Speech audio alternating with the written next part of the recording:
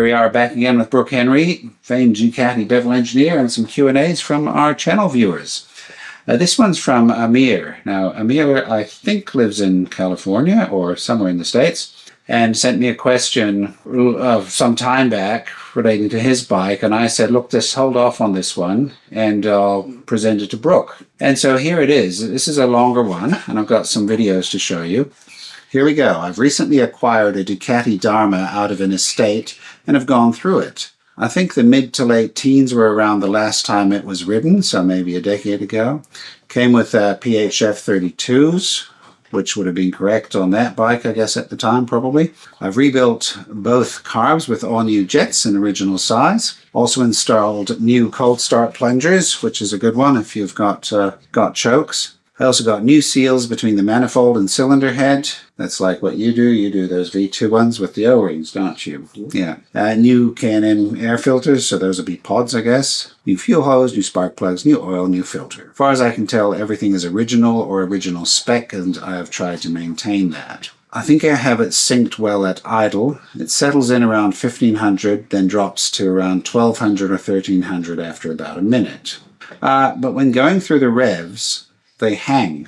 In other words, when I close the throttle, the engine speed hangs for a while and then very slowly begins to drop. I thought it was an intake leak, so I checked everything with WD-40 around all of the gaps and so on, but found nothing. Also, while riding, when I'm at part throttle and I gently crack open the throttle to accelerate, it hesitates and jerks a little bit and then starts taking off. At wide open throttle, the acceleration is strong and it sounds healthy. I think it's out of sync, but when I have the gauges hooked up, their movement doesn't make sense to me. When I rev the engine and look at the gauges, the vertical cylinder doesn't move much, but the horizontal one seems to change. One thing, and this is the paragraph that I don't quite understand, I'll read it to you and see what you think. One thing I can't quite figure out is where, in the adjustment of the screws on top of the carbs, should I try to sync them? I can turn them almost all the way in and get the carbs synced at or near the bottom, or I can start to wind them out counterclockwise to get more thread showing and get the carbs synced there. I had them synced a little far out, so I screwed them in a bit, and now they're synced further up. This seems to have helped cure the hanging throttle. The revs start to drop immediately as I'm closing the throttle, although it doesn't drop that quickly. Now, before we address that paragraph, I'll just finish the text. One other thing I have found difficult is when I crack the throttle, I can't seem to get it to settle at 2500. I'll open it just a tad, as little as I can, and it'll come up to 3000. If I close the throttle, the engine drops back down to idle around 15, once warmed up, of course. Maybe 3000 is the right RPM to do the sync. Oh, it's just because he follows my video where I actually do the, I set the mixture separately for each cylinder at a raised idle. I do that. I'm going to take it up to 2000 or so and set the mixture separately for each. Then I put them back together, and then I do my sync on the idles and the throttle cables after that. That may be referring to that. I think the mixture is right because the engine runs smooth when I'm riding above 3500. Below that, the bike seems sluggish, but perhaps that's just the nature of these engines. That paragraph sounds to me like he's syncing the carbs on the throttle all the time. You need to be syncing, those cables need to be slack, and you should be syncing your idle using the throttle stops. Then crack on the throttle a tiny bit. I think he's not, he hasn't used the word throttle stop once. But I do think he's altering the throttle stop. Oh, you do? Okay. Yeah, but he's not calling it a throttle stop. Right. He's calling it, I can't remember what he was calling it or how he was explaining it. I'm sure if he watched my videos, and I know he did, he couldn't have missed those things. No, that's right. So it's the terminology. It's terminology. He must be doing it. Yeah, it's terminology. It's not carburetors. Not carburetors. Nothing to do with the carburetors. I'll show you the video and we'll see what we can see. I know exactly what it is. Okay, good. Good. He sent me two videos. I think I did. 355. Let's look at the first one. I think this one he's just starting it up. Okay, here we are with my 78 Darmah, rebuilt Delorto, PHF 32 carbs, and I've got my Motion Pro hooked up. I already did the sync of the unit itself on one carburetor, and now I've connected up both cylinders. The right side is the front carb, or the horizontal one, and then the left side is going to be the rear vertical carburetor. So it's dead cold right now and sitting in the shed, so I'm gonna go fire it up. All right, hit the key, choke, couple turns. Oh, gotta turn the fuel tap on. Okay.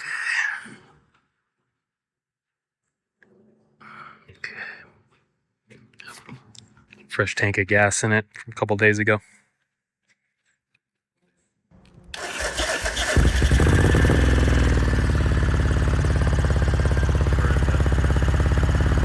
Choke off.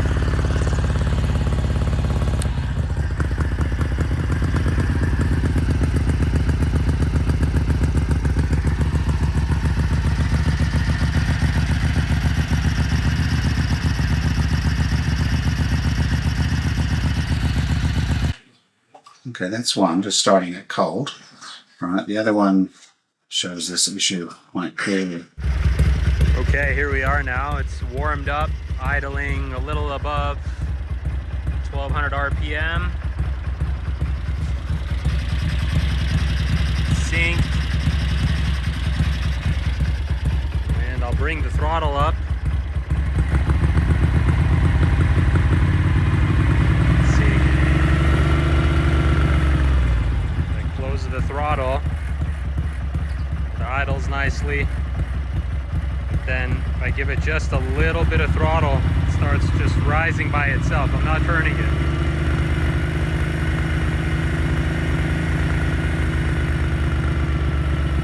Closing it gently.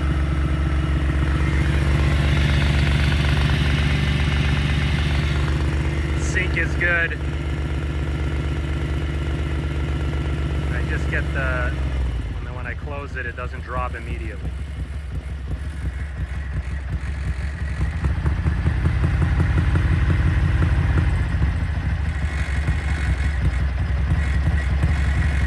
A little bit of throttle, it just starts rising and rising and rising. Not turning it anymore.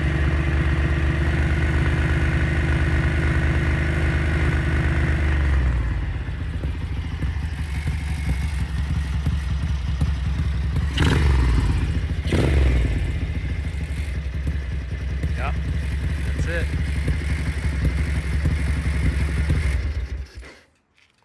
What does that look like to you there, Brook? What I think is that I have seen that problem so many times. I hate to think how many hours that have been spent trying to fix that particular issue, including myself in days gone by. The problem when you turn the throttle and hold it in one spot and the engine advances in RPM, it's got nothing to do with the carburetors. It's all in the ignition system.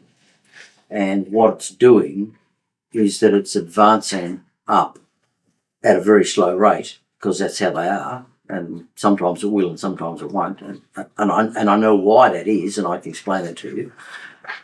So that is the problem with that situation. It's the ignition. It is the same problem when it won't return to idle, and you've set whatever you set the throttle stops at, and I think there's a bit of a I'm not sure quite what's going on with your description, and I don't think what you're doing, I suspect what you're doing is probably okay, but the way I'm hearing what you're doing doesn't make sense. I think it's just the way you're describing. But the ignition, when you let the throttle go,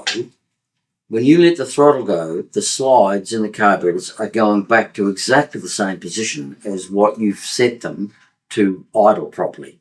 What's not returning to the same place at a normal speed is the ignition advance curve. So the ignition is what we call hanging up.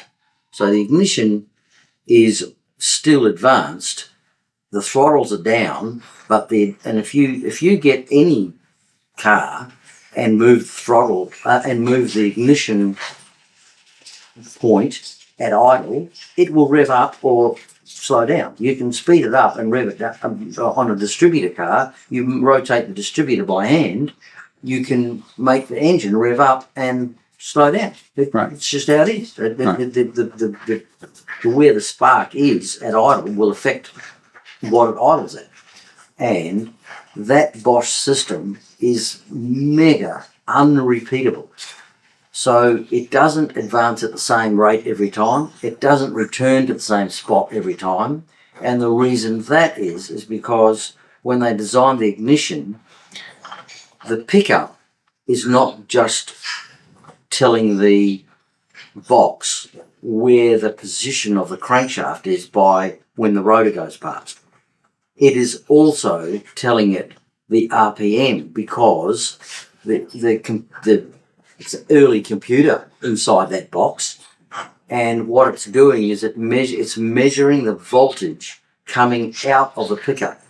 Like new systems, it don't matter what the voltage is coming out of the pickup. If it's got a magnet and it's going past a bit of steel, if it goes past fast or slow, it will change the voltage that comes out of the pickup, right up to 5 volts, from nothing to 5. On your pickup, it's the same, but the computer in the box works out that if it's 2.177 volts, it's doing X amount of revs. And the technology wasn't there when that thing was built to keep that accurate. And the other thing is that the crankshaft and the rotor gap, the air gap on the pickups will be changing because crank's moving around. The pickups, the little blade in the middle of the pickup will be loose or not glued in properly because the oil has melted the glue and it's not the same. Or even worse, the rotor is contacting the pickup blade and it's knocking the thing in and out, and nothing is consistent, and you're trying to tune that out with the carburetors. It ain't going to happen. Yeah. Take the ignition system out of it, throw it in the bin, and put something else in it that works. Because even if you look at the advance curve on that Bosch system, it's not linear. It's not linear. It goes up in steps, and it goes up in, I think, 3 or 4 steps. But if you put a timing light and a degree wheel on it, you wouldn't. It'd be all over the place. They're old now. They didn't work very well from the beginning, and now that it's this old, 1978, it's not working properly. Yeah. And if it was working as they designed it, it wouldn't be good. But for it to be this old and going all over the place, it is a basic waste of time to try and tune that bike with that ignition system in it. If you want it to run properly, I mean, you can. I'm not saying you can't ride the bike like that, and obviously you can, and it is. Yeah.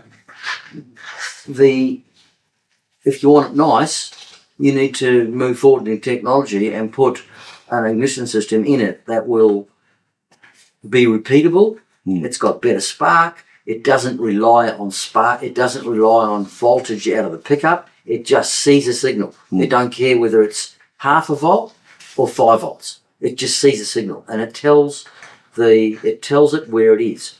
And the RPM is detected with, it measures the gaps between the pulses. So if the rotor's going fast, it takes X amount of time for it to see a pulse. The thing comes around again, sees the pulse, measures that time, and it says, okay, it must be doing this RPM. That's the modern ignition. That's the modern ignition. Yeah. It doesn't relate to the rotor's gone past at this speed, so the voltage is up here or down there. That is always going to change. You get all the carbon and all the little bits in the oil stick to the magnets. And if you pull the clutch cover off that bike and wipe your finger on the pickup, it'll have all the sludge and stuff all over the pickup, because that's nothing out of the ordinary, and it's not bad, but it's affecting the pickup. So strangely, on the old Bosch units, the gap is actually critical, or the consistency of the gap on the pickup. The consistency they tell you that they supply a tool, and when you set it up,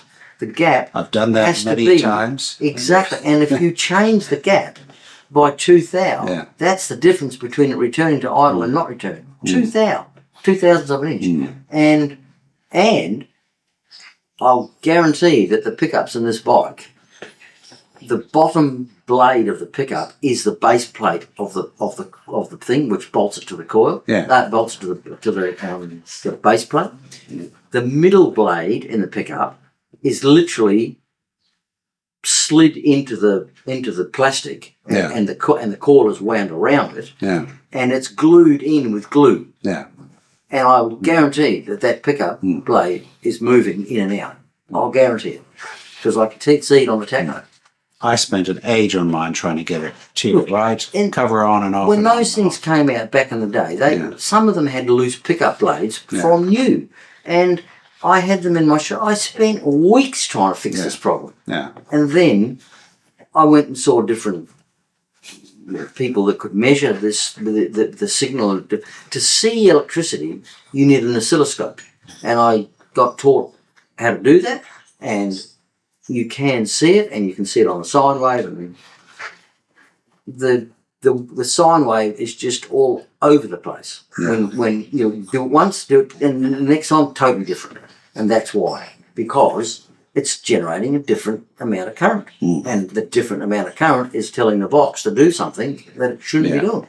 So I don't know whether you've set the carburetors correctly. I think you probably have. If you've used Rob's video, regardless of how you're describing it to me and Rob, I think you're probably doing it right, because if you're doing it how Rob explained it to do it, that's how it should be done, and I'm sure it's fine. The reason you're getting the wrong result is because the ignition system is giving you the problem. Funnily enough, that's the answer to so many of these questions. That every time ignition is given more issues in a Bosch engine than any other thing. And it looks like a carb issue. It's so misleading. You waste all your time setting it up, trying to set it up, and it's all over the place. And I'll going back what I said before, Rob. If a guy brings me an engine to rebuild, the first thing I say is, mate, we're putting a $1,200 ignition in this bike. I don't care how well it's running now. I'm not doing it without changing the ignition, because I know that you're going to ring me up and say it's doing this and that. And you're going to be wasting my time and your time. I think that's a pretty good answer on there. So stop wasting your time on the carbs. You're probably doing the right thing. And start planning on saving up for a Zaxa or a similar ignition unit.